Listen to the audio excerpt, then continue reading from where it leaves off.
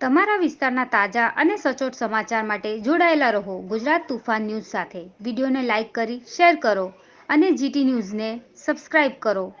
ગુજરાત તોફાન ન્યૂઝ, તમારા નિર્ણયનો અવાજ.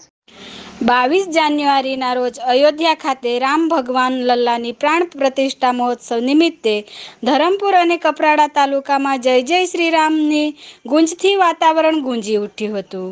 નાના પોંઢા ખાતે એપીએમસીથી કલાત્મક રથમાં ભવ્ય શોભાયાત્રા નીકળી હતી, જે ભવાની માતા મંદિર, હનુમાન મંદિર, નીલકંઠ મહાદેવ મંદિર થઈ સ્વામિનારાયણ મંદિરે સંપન્ન થઈ હતી. સમગ્ર યાત્રા દરમિયાન જય જય શ્રી રામના નારાઓથી વાતાવરણ ભક્તિમય થઈ ગયું હતું.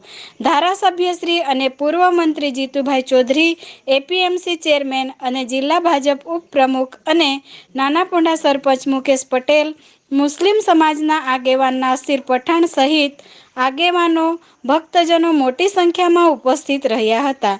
નાના પોંઢા ખાતે ભગવાન રામની શોભાયાત્રાનું દરમિયાન કોમી એકતાનું ઉદાહરણ જોવા મળ્યું હતું. મુસ્લિમ પરિવારો દ્વારા દુકાનો, શોરૂમ સ્વૈચ્છિક બંધ રાખવામાં આવ્યા હતા, તો બીજી તરફ શોભાયાત્રા દરમિયાન ઠંડા પાણીની વ્યવસ્થા રામ ભક્તો માટે મુસ્લિમ સમાજના આગેવાનો દ્વારા કરવામાં આવી હતી.